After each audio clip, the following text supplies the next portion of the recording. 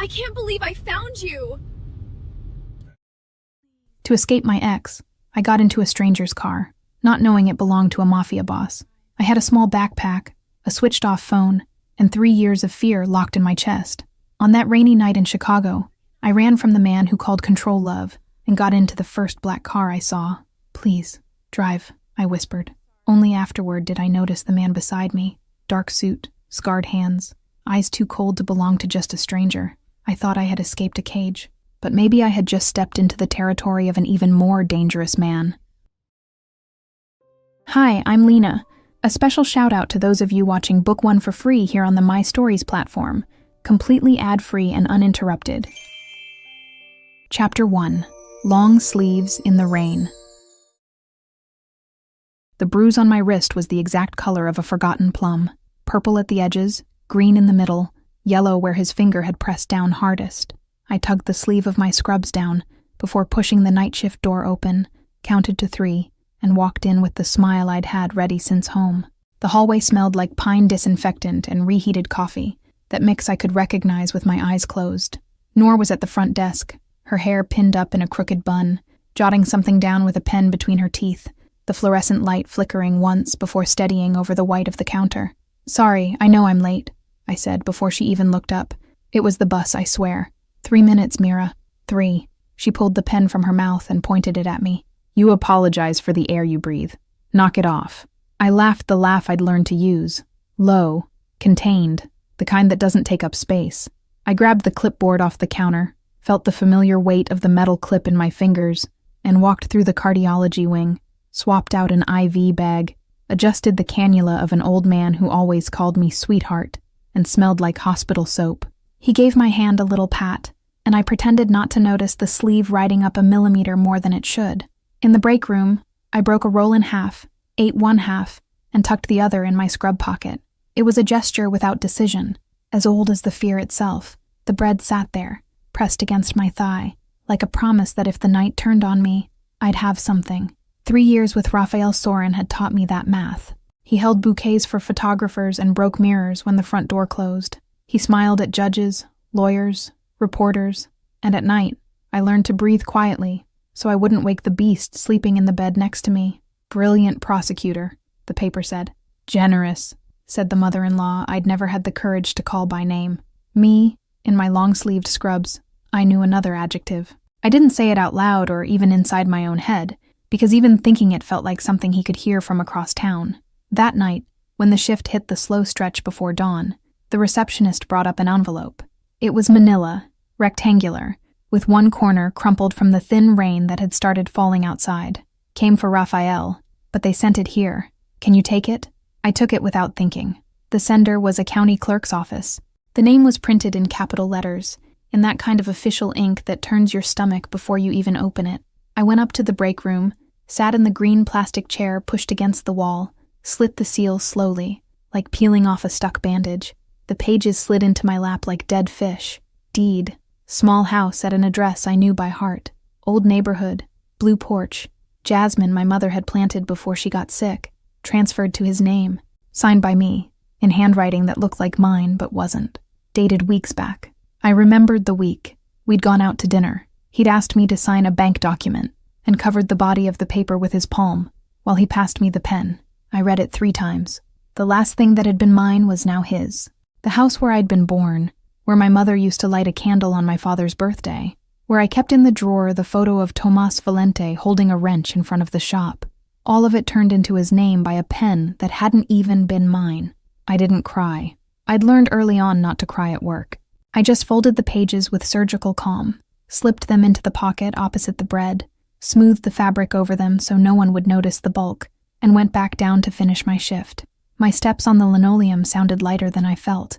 Inside, something I didn't know how to name had just lifted itself off the floor. When the shift change bell rang, I caught the bus home. Fogged windows, the smell of wet people, a child sleeping in her mother's lap 2 rows ahead. I climbed the 3 flights of stairs to his apartment, because the elevator had been out for a week, and he still hadn't complained to the super, which was strange, because he complained about everything. I opened the door with the key he'd once given me like it was a favor. Raphael was in the kitchen, barefoot, white shirt open at the chest, pouring wine like he'd just gotten back from somewhere elegant. The low music on the radio was an Italian singer he said he liked to seem cultured. The smell of fresh basil and expensive olive oil drifted from the pan on the stove. "You look pale," he said, without turning around. "Did you eat?" The clerk's office sent an envelope to the hospital. My voice came out lower than I wanted. He turned slowly. The smile came before the answer, like always. He approached with the calm of someone who knew I wouldn't run in that room, set the glass down on the counter, raised his hand, and pinched my chin between his fingers like someone holding a crystal cup that might crack. His fingers were cold from the glass. His thumb made that small, practiced pressure under my jaw, in the exact spot where no one sees a mark afterward. "Baby." His voice was straight out of a soap opera. "I did this for you. You forget the bills, you forget the property tax. It was financial protection. You know I take care of things. The house was my mother's. The house is ours. It's protected in my name." He squeezed a little harder. I felt my teeth click inside my mouth. "You're worked up from the shift. Go take a shower. I'll heat up dinner." He let me go, kissed my forehead with the rehearsed gentleness I'd seen in other people's wedding photos, went back to pouring wine. I went up to the bedroom and shut the door. I sat on the edge of the bed with my hands over the folded pages in my pocket, feeling the thick paper against my fingers. I looked at the closet, at the window where the rain ran down in uneven threads, at the mirror that still had a nearly invisible crack in the corner, a souvenir from a night he swore had never happened. The crack rose diagonally, thin as a hair, and I knew its angle by heart. If I stayed one more day, I'd lose the last thing I had already lost without knowing it. I stood up. My legs trembled once and steadied. I pulled the small backpack out of the back of the drawer, the one I'd kept empty for months without daring to name to myself why. I packed what I needed: 2 changes of clothes, the photo of my father, my bank card, my ID, a pair of dry socks rolled inside my spare sneakers. I switched off my phone, took out the SIM card, snapped the SIM card in half between my nails, listening to the dry little snap of the plastic giving way. I slipped the backpack under my shirt, tugged the scrubs over the top to hide the bulk, and opened the bedroom door. "I picked up an extra shift," I said from the hallway, controlling every syllable. "I'll be back early." "Sure, baby." He didn't even turn around. The sound of wine being poured kept going behind me like a soundtrack. I went down the stairs of the building with my heart pounding in my throat, counting the steps so I wouldn't think about anything else. I caught a cab to the hospital, paid in cash, asked the driver to drop me off a block before the main entrance, slipped in through the back of the service building, crossed the locker room where a damp towel was still hanging, left my badge on the bench like someone closing a chapter. I went out through the back door that opened onto the parking lot, the one nobody used after midnight. The rain had started light. The floodlights of the lot lit up the puddles in yellow discs, and the asphalt smelled like motor oil mixed with wet dirt. Raphael was standing between my old car and the concrete barrier, no umbrella, hands in his coat pockets, calm as a man waiting for fresh bread at the bakery. His hair was already plastered to his forehead from the rain, but he didn't seem to have noticed. He was looking at me the way he looked at witnesses in court, right before he made them contradict themselves. My whole body stopped working for a second. The air came in too cold through my lungs. "Mira," he smiled. "I knew you'd try. How? I know every step you take, baby. I'm a prosecutor, remember?" He took a step. The heel of his shoe hit the puddle with a muffled sound. "You're making a scene. Get back in the car. I'll drive you home. Raphael, please. If you scream," he went on, gentle, didactic, like someone explaining a simple rule to a stubborn child, "everyone will think you've snapped. You've been on emotional leave since last week. Did you know that?" I arranged it. Another step. The rain thickened a little between us. "No one is going to believe you. I didn't decide to run. My body decided for me." I went out the side gate of the lot, crossed the sidewalk without looking, turned the corner before he could finish the sentence. The rain came down hard all at once, like someone had cranked open a faucet in the sky. My sneakers soaked through at the first curb, and the cold water climbed up my socks to the ankle. I ran 2 blocks with no destination. The headlights of cars turned into gold and red blurs, horns, a woman in heels complaining about the rain under an awning, a hotel doorman with an umbrella trying to hold the revolving door for a couple of tourists laughing at some joke I would never hear. At the next corner, parked in front of the most expensive hotel in the city, I saw a black car. Long, polished, with the rain running off the hood like fresh varnish. The back door was cracked open for an instant, like someone had just stepped out and was about to get back in. I looked behind me. Raphael turned the corner 3 blocks back, walking unhurried, certain I had nowhere to go. His coat swung in the wind, and even from a distance I recognized the rhythm of that stride. It was the stride of someone who had caught up to me before. I looked at the car again. The door was still cracked open. Chapter 2. The Wrong Door. I didn't think. Thinking was a luxury I no longer had. I crossed the sidewalk in 3 steps, yanked the door open, climbed in, and slammed it shut behind me. The leather of the seat was warm, dry, with an expensive smell that didn't belong to my soaked body. It was a smell of dark wood, of something bitter and elegant I had never been able to afford in any store, mixed with a note of rain that had come in with me and gotten lost in there like an intruder. I curled up against the opposite door, my hair dripping onto the upholstery, the backpack clutched against my chest. "Please drive," I whispered, without looking to the side. The driver, up front, didn't turn his head. There was a silence that lasted a second longer than it should have, a silence that wasn't an absence of sound, but the choice of someone who had decided not to answer before measuring the ground. That was when I looked up. Next to me, on the same seat, was a man. Dark suit, black shirt with no tie, broad shoulders kept tight in the space like a man already used to fitting into cramped places.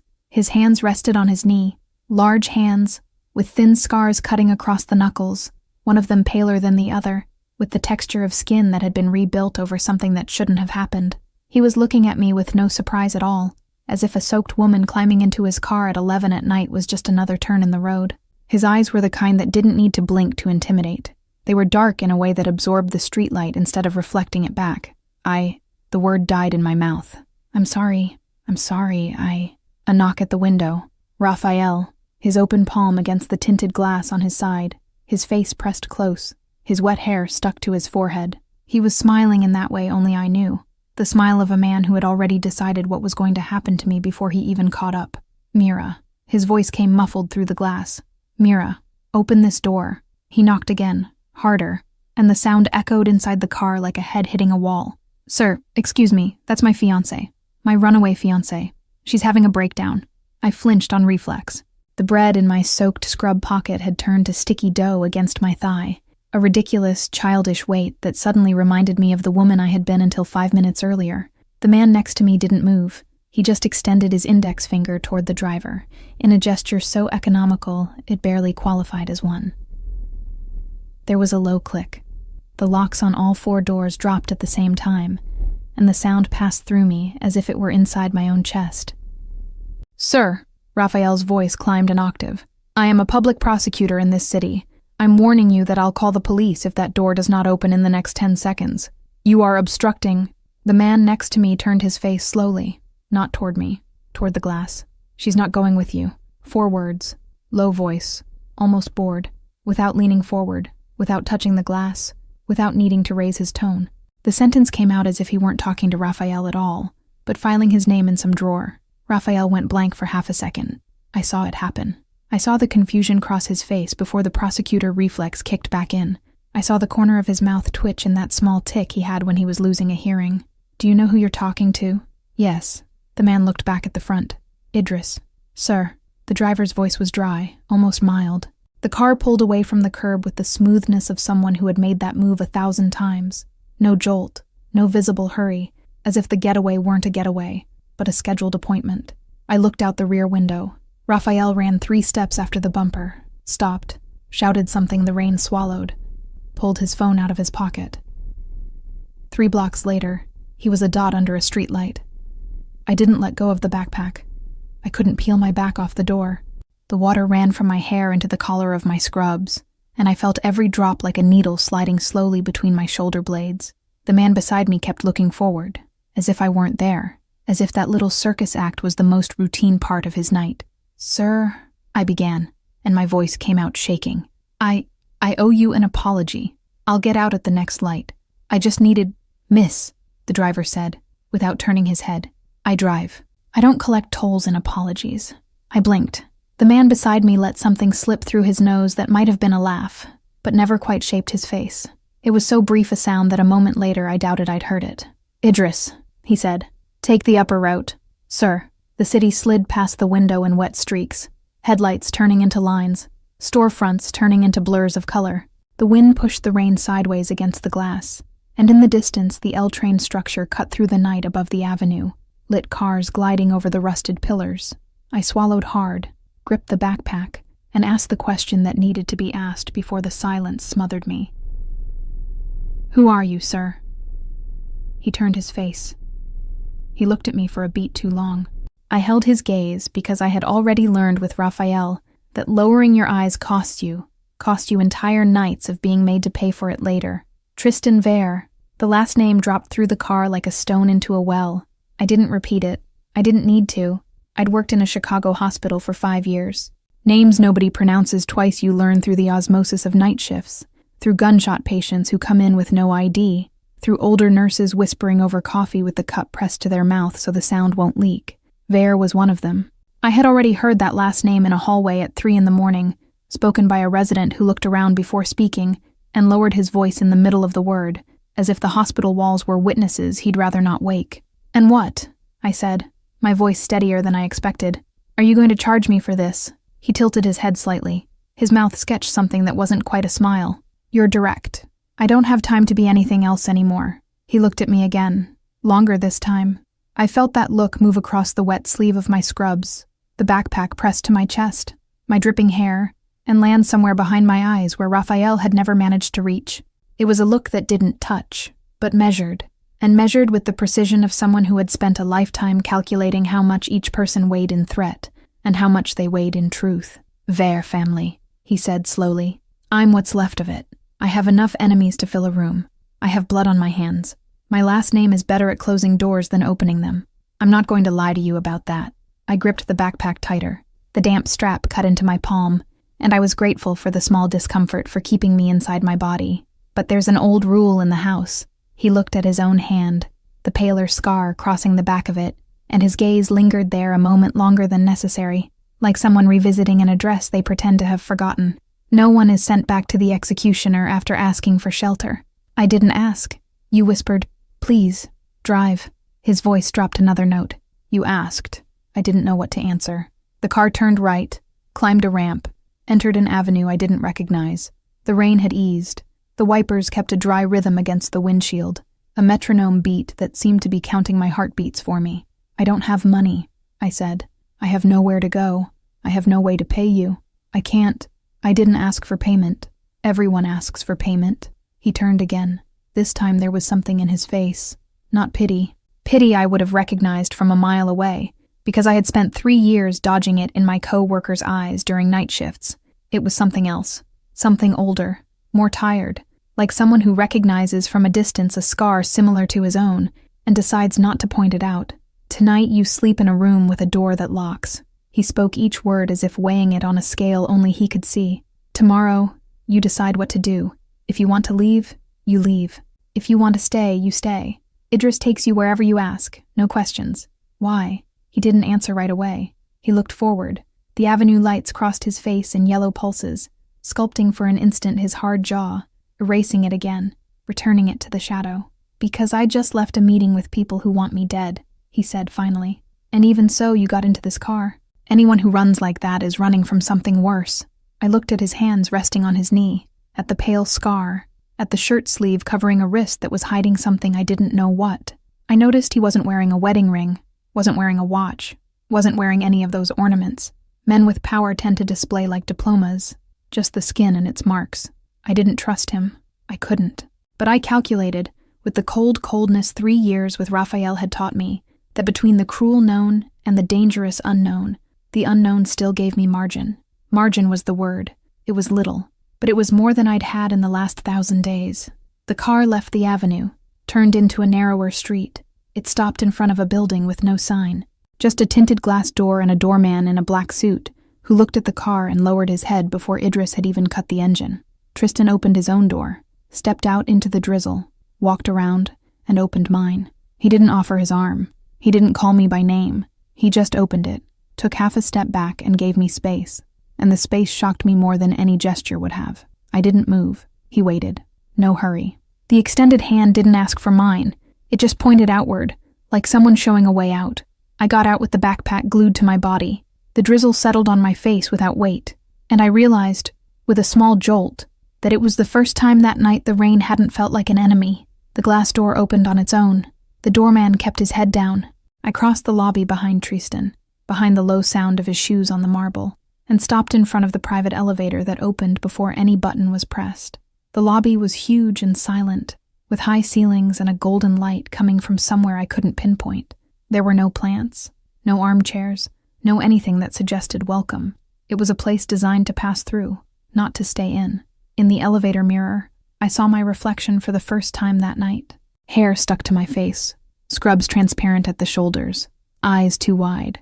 The woman in the mirror didn't look like me. She looked like someone I had once taken care of in the ER who had walked out without saying thank you. Next to me, Tristan was looking at the closed door, not at me, but I felt his attention the way you feel a hand hovering near the back of your neck without touching.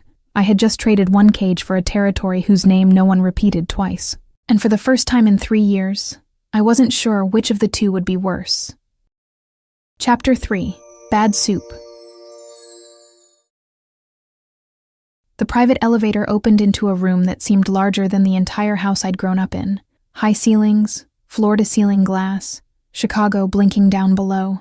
Idris carried my backpack as if it weighed something. It didn't. Tristan walked ahead, unhurried, without looking back to check that I was following. "Master bedroom is to the right," he said, stopping in the middle of the hallway. "Guest room to the left, kitchen there, balcony in the back, that door." He pointed to a dark wood door at the end of the hallway. "Stays locked. My father's old archive, something from another time." I looked at the door too long. He had already turned his head before I looked back. "The guest room," I said. I almost apologized before speaking. I swallowed the syllable. "Please." Tristan didn't comment. He just tilted his head, and that was all. The room was small by the standards of the penthouse and huge by mine. Queen bed, white duvet, an armchair, an open closet with empty hangers. On the bed, 3 boxes, new clothes with tags, folded as if an entire store had been carried into that room while we were riding up. An open velvet case with delicate earrings, a pair of sneakers on the floor, exactly my size. I sat on the edge of the bed. I didn't cry. I was too tired to cry. I pushed the case aside with my fingertips, as if it were a live animal. I closed the lid. I left the room without unpacking. I found Tristan in the living room, standing in front of the glass, hands in the pockets of his suit pants. No jacket. His rolled-up sleeves showed the scars on the backs of his hands, and something a little darker running down his left wrist, hidden by the shirt fabric. "I'm not going to use them," I said, with the steadiest voice I could manage. "The clothes, the jewelry, I don't want to owe. I brought what was mine." He looked at me for a stretch that felt calculated. There was no challenge in his face, no irritation, no relief. "Then don't use them," he answered. "They're there if you need them. They're not there because you owe." He walked to the dark wood dining table, opened a drawer, took out a set of keys and a white envelope. He set both on the table, carefully, like someone leaving bread on a windowsill for a wary bird. "Elevator key, room key, money for whatever you want. I don't need a receipt." I looked at the table. I looked at him.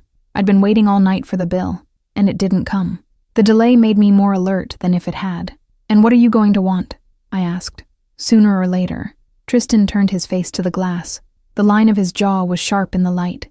"I want you to sleep," he said without looking at me. "For now." I didn't sleep in the bed. I took the glass of water to the living room, sat on the couch, leaned my back against the cushions, and stayed there, the glass between my hands, the lights low, the breath of Chicago outside. Sometime in the early hours, I heard the door of the master bedroom open and close, bare feet in the hallway. Tristan stopped at the doorway of the living room. He didn't turn on the light. He didn't come in. I pretended to be asleep.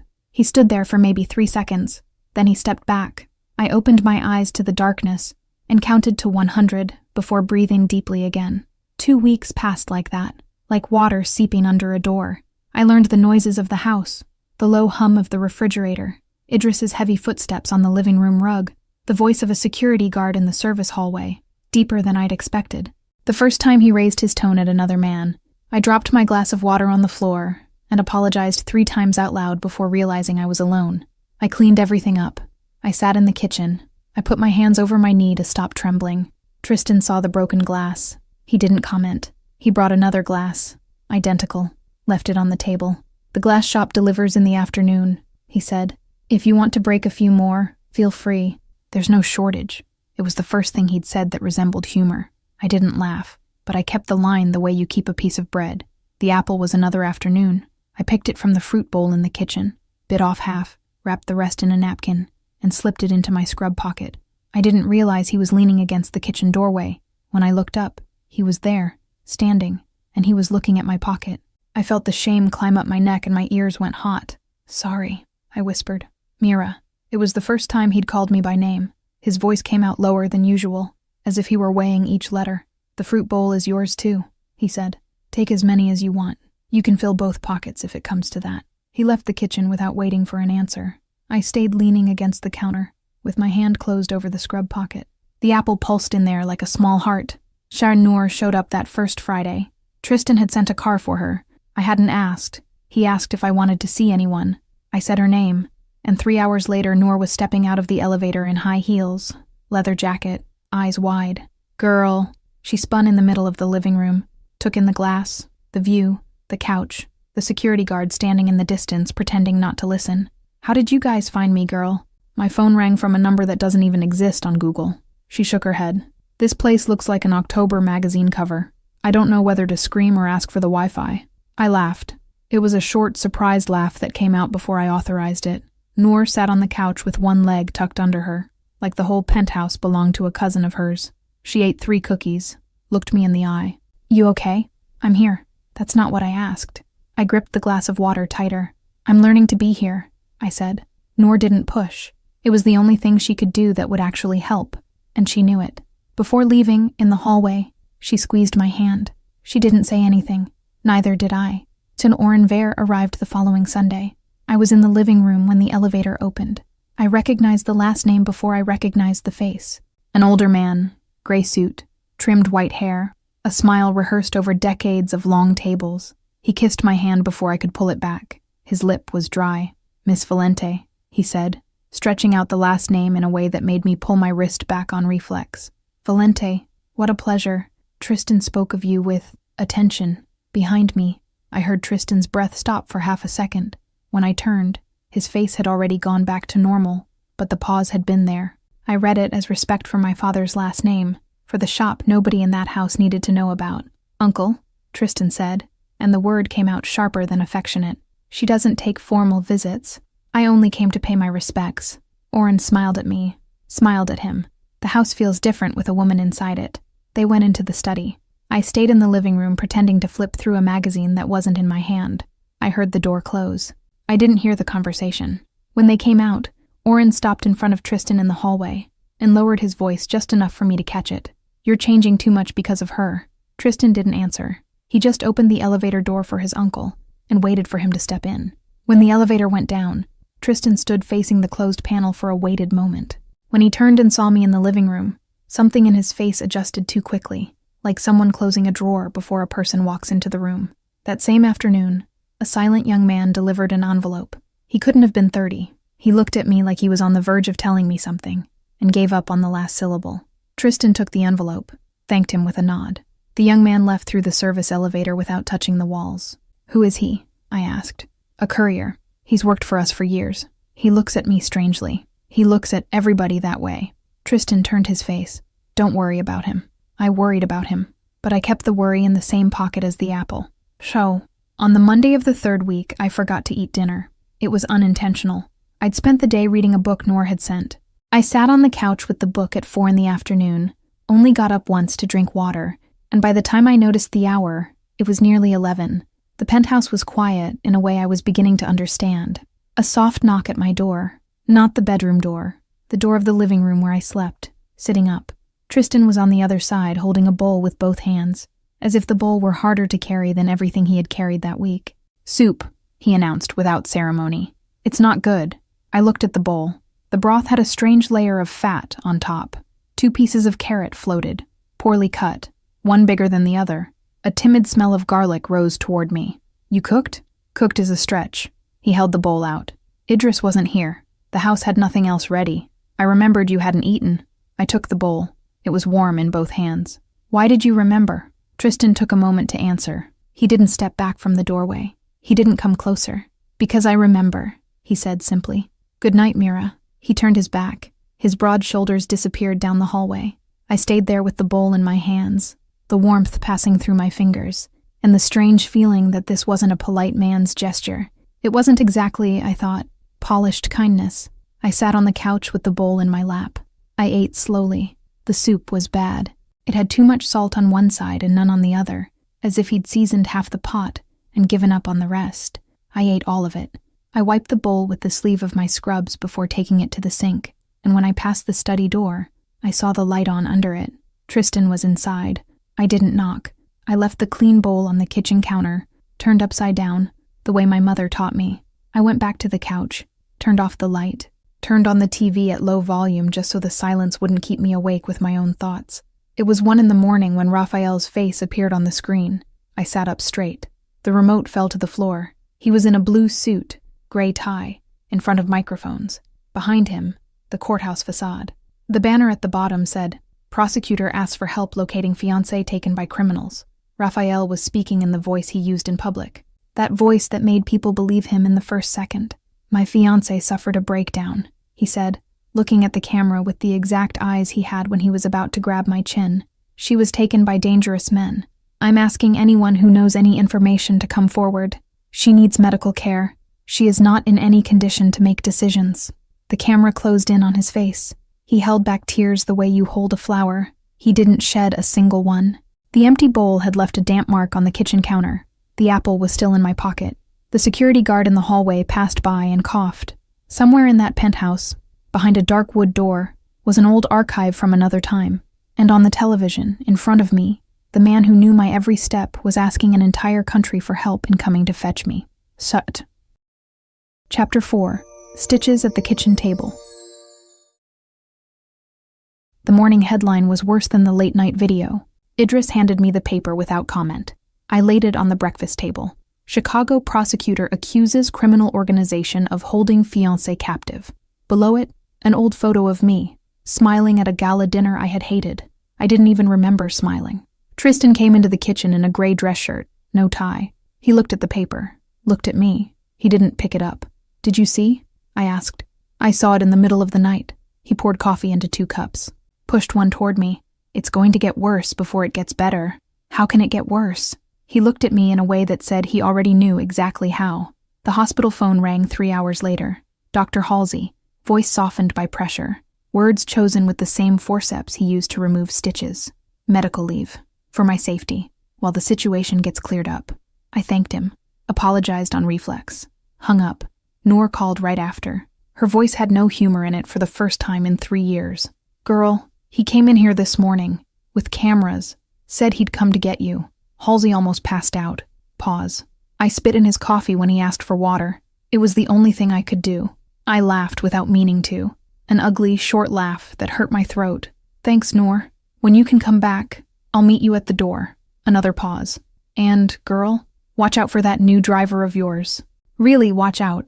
I hung up and stood in the living room staring at the glass. I remembered the hospital parking lot in the rain. I remembered the squeezed chin. I remembered the deed at the clerk's office. For a second I thought about calling my mother. I remembered I couldn't. That she was in a nursing home where they didn't trust the phone in her hand at night. That if she heard my voice like that, she'd try to get up. I sat on the couch. The tears came without warning. They weren't big tears. They were the small, angry kind that slide down the side of your face before you feel you're crying. Tristan came into the living room. He stopped. I had no way to hide. I wiped my face with my sleeve. "Sorry," I started. "No." He knelt. It was the first time I had seen a man that size bend his knees in front of me for any reason other than tying a shoe. He came down to my eye level, without touching. His scarred hands rested on his own knees.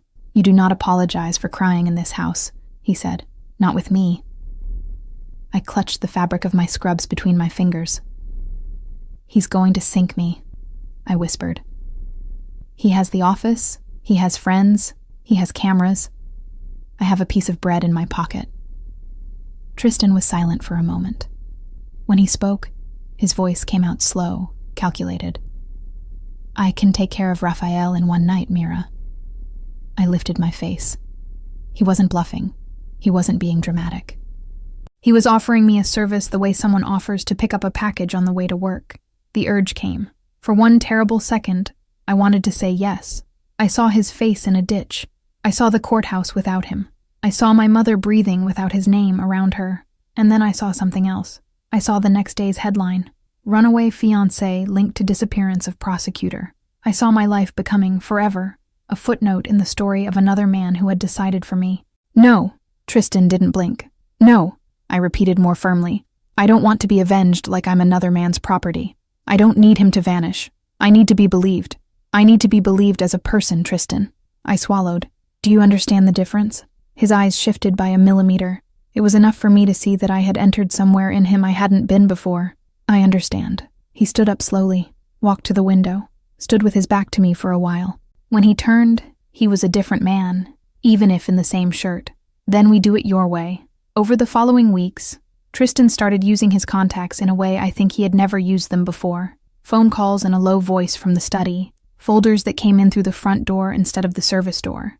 A man with glasses who shook my hand formally and said he was a private investigator.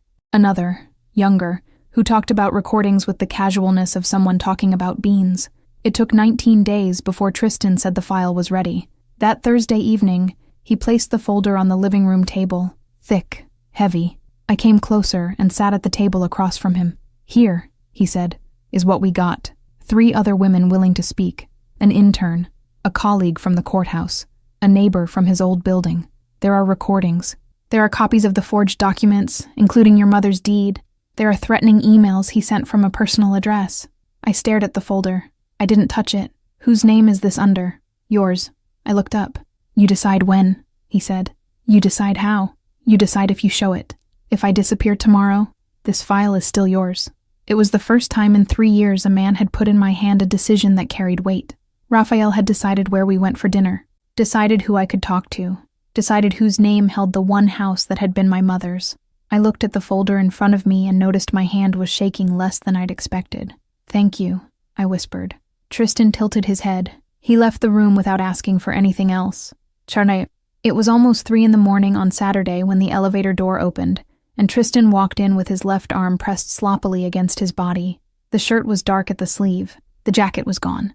I was in the kitchen, glass of water in my hands, because I had already given up pretending to sleep.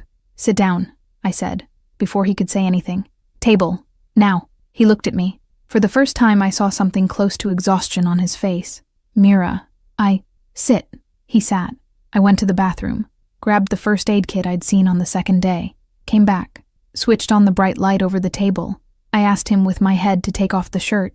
He unbuttoned it slowly, with his right hand. The left was open on the inside of his forearm, a long, deep cut, still bleeding slowly, dried blood around it. He'd tied a strip of cloth over it, and the cloth was soaked through. What was this?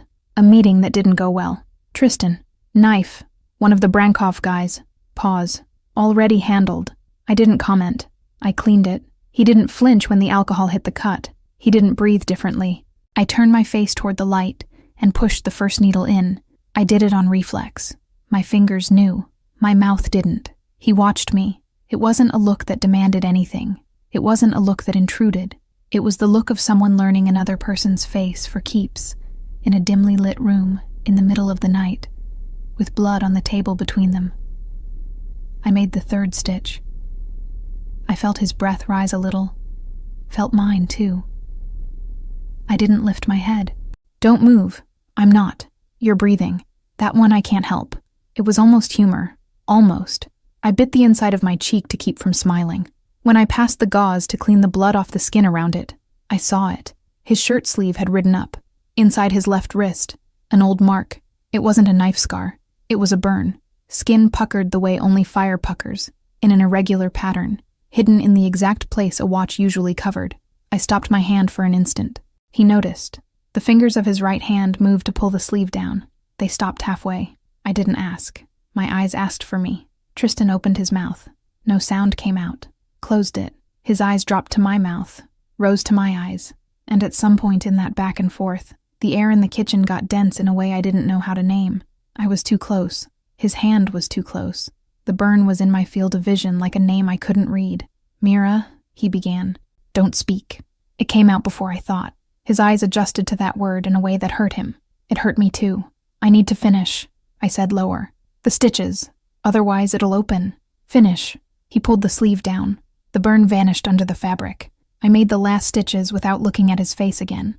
I cut the thread, placed the gauze, secured it with tape.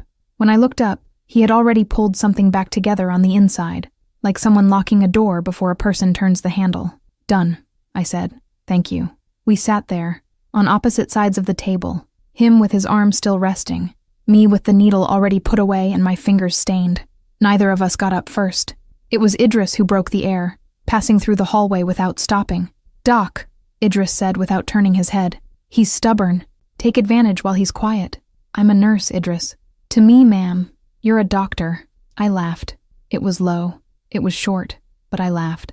Tristan paused mid-motion, getting up from the chair, looked at me like someone hearing rare music in a place where there shouldn't be any sound at all. Shame. The next morning, he burned the toast. I came down to the kitchen because the smell of burning had risen all the way to the hallway. I found Tristan standing in front of the toaster, with a bowl of beaten eggs in one hand and a dish towel in the other. Smoke was coming out of the toaster. 2 black slices were popping up, like the machine was spitting on the Mafia boss of Chicago and didn't give a damn about the consequences. "Breakfast," he announced, as serious as in a family meeting. I laughed. It was the first time in my entire life I'd laughed without rehearsing, without asking permission, without calculating whether it would cost me dearly later. I laughed with my shoulders. I laughed with my belly. I brought my hand to my mouth too late to contain it. Tristan stopped in the middle of the kitchen. He didn't smile back. He just stood there looking at me, as if I were something he was about to understand for the first time. The bowl of eggs still in his hand. The burnt bread in the toaster like a joke he'd told by accident, and that had worked. "What are you laughing at?" "At you." "At me or at the bread?" "Both. At the same time. You can't separate them." He shook his head, set the bowl down, threw the black slices in the trash, grabbed 2 more, went back to the toaster as if nothing had happened. But I saw it. I saw how he turned his face a second before I turned mine. I saw the corner of his mouth lift a millimeter. No. That night, I lay down in the bed in the guest room for the first time since I'd arrived, without deciding. I just lay down, lights off, covers pulled up to my chest. He stopped in front of my door. I knew because his footsteps were different from all the other footsteps in that house. Slower, heavier, longer when they stopped. He didn't knock. He didn't come in. I held my breath. "You're still here." His voice came from the other side of the wood, low, almost without volume. That's already courage. The footsteps drew back. The door of his bedroom closed at the end of the hall. I lay there with my eyes open in the dark. My heart was beating in a way I didn't recognize. I looked for a name for it. I landed on gratitude. I repeated gratitude twice in my head. I forced the word to fit. It didn't fit quite right, but I insisted. The phone vibrated on the nightstand. Noor. I looked at the clock. Almost midnight. "Girl." Her voice was breathless. "Turn on the TV, now, the news channel. Raphael just confirmed to the press that he'll be at a charity event on Saturday. He's calling you by name, girl. He's calling you out to come." Chapter 5. Leave It to Me. 3 days after Noor's call, I still hadn't decided if I would go. The penthouse had that kind of silence that weighs on your shoulders, and I sat on the balcony with the dossier in my lap, turning pages I already knew by heart. Photographs with the corners marked by my fingers. Recordings catalogued on letterhead paper, transcribed in small print. 3 names of women willing to back up the truth alongside mine. The wind came in through the crack of the door and lifted the edges of the pages, as if even the air of Chicago wanted to read along. Raphael Saran had built an entire life on the fact that women like us didn't speak, and if we did, nobody listened. Tristan didn't pressure me once. He'd come into the kitchen, leave coffee near my hand, and go back to whatever silent meeting he had ahead of him. The cup always came warm enough to touch my fingers without burning, the way only someone paying attention figures out. Idris drove in silence when I asked for a loop around the block, and never asked where to. Noor called every day and said, in that way of hers, that if I didn't go, she'd go in my place in stilettos with a pen flashlight. On Thursday night, I found Tristan on the balcony looking at the city. The smell of fine rain rose from the asphalt 20-some floors below. He had his sleeves rolled up to his forearm, and the scar from the cut I had stitched myself was still pink under the low light. "What do you lose if I speak?" I asked. He took a while to turn his face. The light from the building across the street streaked his jaw in 2 parallel lines, pale and cold. I saw his Adam's apple rise and fall once, slowly, and his fingers tighten on the edge of the railing before relaxing again. It was a long silence, with the weight of something he swallowed in order to be able to speak. Speak. I'd rather know. That was how I decided. On Saturday, he waited in the living room while I got dressed. I chose a dark, simple dress, nothing that asked for attention. I pinned my hair up with a clip that had been my mother's, the enamel of the metal already chipped at the edges, cold against my nape. When I came out of the bedroom, Tristan was standing near the window, and for a second I didn't recognize my own body inside that dress. It was a body that no longer apologized before entering a room. "You don't have to do this," he said quietly. "I do." I tightened the strap of the bag where the dossier was. "But thank you for asking." He looked at my hand on the strap for a second longer than he needed to. He said nothing. He just grabbed his coat from the back of the armchair and held the door for me. Idris drove. The hall for the charity event was on the 3rd floor of an old restored building, and the thin Chicago rain wet the windshield with that patience of one who waits. Through the fogged windows, the city went by in patches of yellow light and headlight red. We went up. The double doors opened onto a long, pale marble hallway, and the sound of people arrived in waves. Calculated laughter, silverware, a string quartet at low volume, the thin clink of glasses meeting in the distance. Tristan walked next to me without touching me. I thanked him for that in silence. I needed to walk into that hall on my own feet. The entrance to the main ballroom had a dark gray carpet that muffled footsteps. Low chandeliers, journalists with badges pinned to their lapels, women in long dresses whose hems swept the floor. 2 black-suited security guards leaned against the side door, talking quietly, and a third circled near the stage with a radio at his ear. The air smelled of expensive perfume, melted wax, and the distant trace of hot food coming out of the prep room. I saw heads turn when they recognized me. The runaway fiancé from the newspaper cover, finally in public. That was the exact instant Raphael appeared. He walked in through the opposite doors like a man rehearsing a scene. Light suit, magazine cover smile. 2 men behind him who looked like improvised security. A reporter raised a camera. Another grabbed the microphone from the stage where, minutes before, someone had been talking about a children's fund. "Mira," Raphael said, his voice loud enough to fill the room. "I came to take you home." The room froze. I felt Tristan take half a step forward beside me. I felt the entire air of his body prepare to do what he knew how to do best, erase the threat in silence, without asking permission. The heat of his arm came near mine without touching. I lifted my hand. It wasn't a big gesture, just a palm turned toward him, near my waist, where only the 2 of us saw it. "Leave it to me," I said. Tristan stopped. I didn't look at him. I knew that if I did, I'd lose the courage it had taken 3 days to gather. I walked 2 steps forward, stopped in the middle of the gray carpet, and breathed the way I breathed, before inserting a needle into the wrong vein of a patient in cardiac arrest. I counted to 3 inside, the way I counted at the hospital. I felt the low heel of the flat sink deep into the fiber of the carpet. "Raphael," I said. My voice shook. It didn't matter. It came out. "You're confused," he said, opening that smile of someone who had already won this scene other times inside the house. "Come with me. We'll talk somewhere else." He extended his hand. 3 years of my life fit inside that hand. The flowers in public, the mirrors broken at home, the clerk's office, the chin pressed between his fingers one night in October, the headlines. I looked at his palm and realized it had shrunk. Not his hand, my capacity to fear it. I stepped forward, not toward him, toward the nearest journalist. "My name is Mira Valente," I said, more firmly than I'd expected. "I'm a nurse on the night shift at the hospital. For 3 years I was engaged to prosecutor Raphael Sorin." I pulled the dossier from the bag. The paper weighed less than I'd imagined. Here is what he didn't want anyone to know. The journalist took the folder with both arms, like someone holding a child. Raphael laughed. It was a strange laugh, too loud, and it broke in the middle. "This is ridiculous," he said. "She's being manipulated by—" A woman stood up from a nearby table. Short hair, gray dress, hands trembling on the edge of her napkin. Helena Cardoso, his assistant at the office for 2 years. I quit the day he locked me in his office. Another woman, farther back, pushed her chair back. The scrape of wood on the floor cut through the air. Graying hair pinned up high, hand open on the tablecloth like someone steadying herself on the table so she wouldn't fall. Sandra Mello, neighbor in 2019. I heard things through the walls I can't forget, and I didn't call the police because he was a prosecutor. Today I'm calling. A third near the stage slowly raised her hand. Younger, navy blue dress, low voice but one that carried across the room. "Anna, I'd rather not give my last name yet. But if that folder has what I think it has, I'm in there too." The room began to move differently. Cameras rose, microphones turned, waiters stopped halfway with their trays, and an entire glass tipped over somewhere behind me with a clear crack against the marble. Raphael took a step toward me, and that was when he made the last mistake of his night. He grabbed my wrist. His fingers found the exact old spot, as if my body's memory had drawn a target there. The sleeve of my dress rode up, and my own body understood the gesture before my head did. The memory of the pressure waking under the smooth skin. Clicks. Several. From several directions.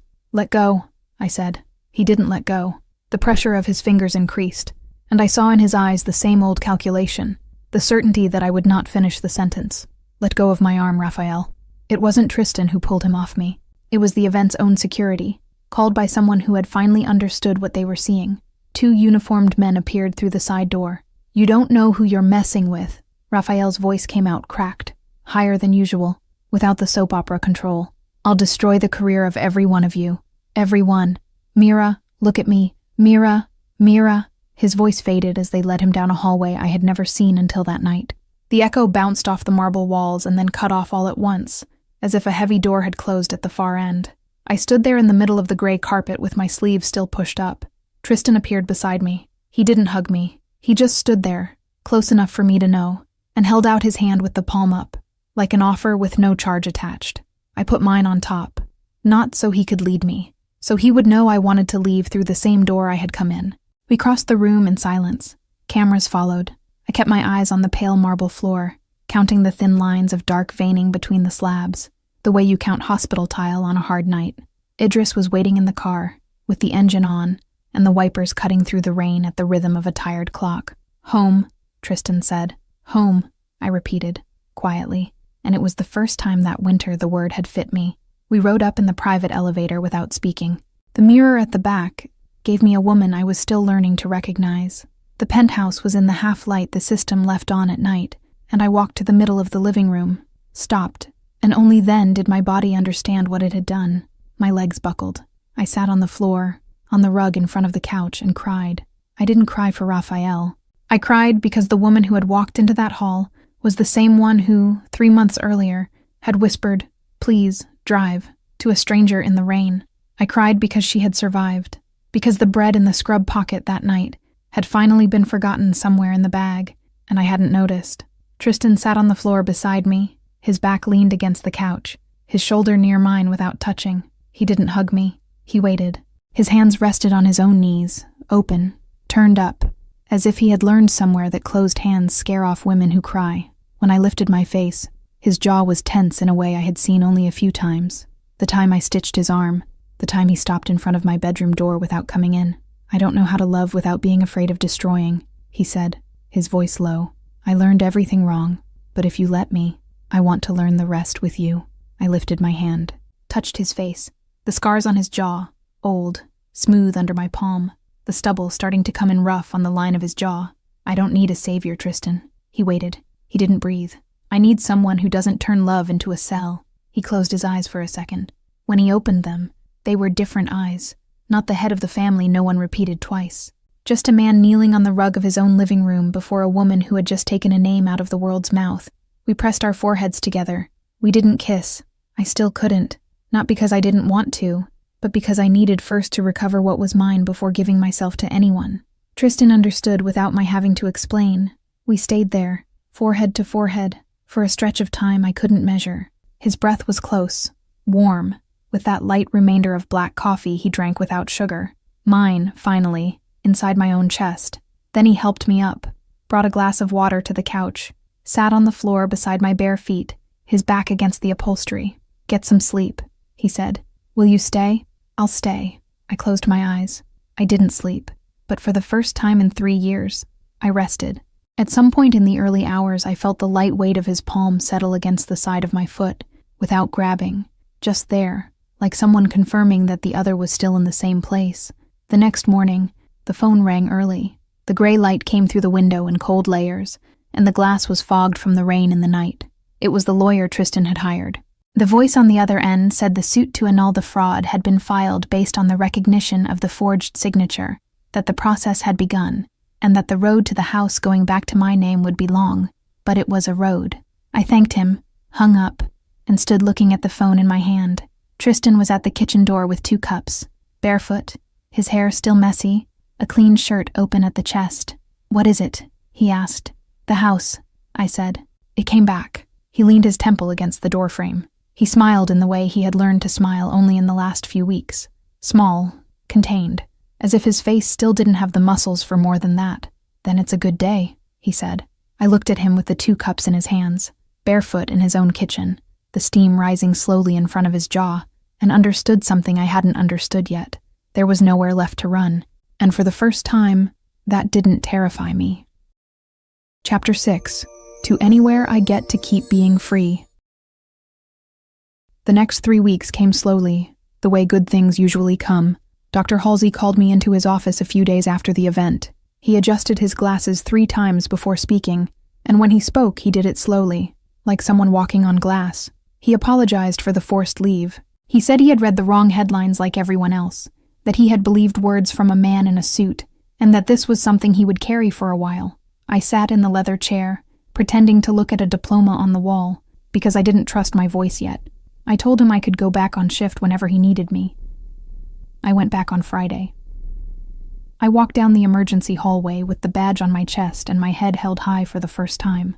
The linoleum floor shone under the cold ceiling light, and the smell of antiseptic, which for years I had associated with refuge, went back to being just a smell. Noor opened a bottle of grape juice at the nurse's station, as if it were champagne, poured it into a disposable cup, and toasted loudly, without caring who was watching. "To Nurse Valente," she said, "who came back and this time came back whole." I laughed. It hurt a little in my chest. It hurt good. Someone clapped at the back of the hallway. Another colleague walked past in a hurry and touched my shoulder without saying anything, and that quick touch was better than any speech. I drank the entire cup of grape juice in one gulp, and the sweet taste lingered in my mouth all night, mixed with the mild adrenaline of knowing that place was still mine. On Saturday, I went to my mother's little house. I came in through the crooked iron gate, which creaked on its hinge the same way it had creaked when I was 7 and coming home from school. I walked the stone path I had known since I was a child, counted the steps without realizing, and stopped in the middle of the garden and looked at everything. The flower beds had died. The porch needed painting, the old blue peeling off in strips, exposing the gray wood underneath. The kitchen window was sealed with white tape, opaque with dust, but it was mine. The deed had come back to my name 3 days earlier, in a plain envelope from the clerk's office, and the smell of the house was still my mother's. Coconut soap, old wood, something sweet I had never been able to name. I spent the entire afternoon there. I pulled out the weeds with my own hands. I felt the dirt push up under my nails, the root suddenly giving way, the light smell of rain stored in the soil. I replanted the basil, the mint, 2 rosemary plants I bought along the way. I cleaned the porch with a wet cloth, opened every window, let the wind in to lift the dust in thin columns dancing against the afternoon light. When the sun started to drop, I sat on the front step, drenched in sweat, dirt on my wrist, and cried without quite knowing why. Before I left at the end of the day, I promised the house I would come back. It was the first promise I made without needing to ask permission. I went back to the penthouse at night. Tristan was on the balcony, sleeves rolled up to the elbow, elbows on the railing, a glass of wine balanced between 2 fingers. He didn't turn when he heard me come in. He knew, by the sound of my footsteps, that it was me. That occurred to me as a small detail, and at the same time too big to fit in my chest. I walked over and stopped beside him. The city blinked down below. Headlights, lit windows, the dark river in the distance cutting Chicago into 2 black lines. The October air was cold enough to make my breath cloud the edge of the glass. I took the wine he held out to me without asking. It had been a long day. My hands smelled like dirt. "I replanted the basil," I said. "I know." He pointed at my coat sleeve with his chin. "You brought half the garden over here." I looked.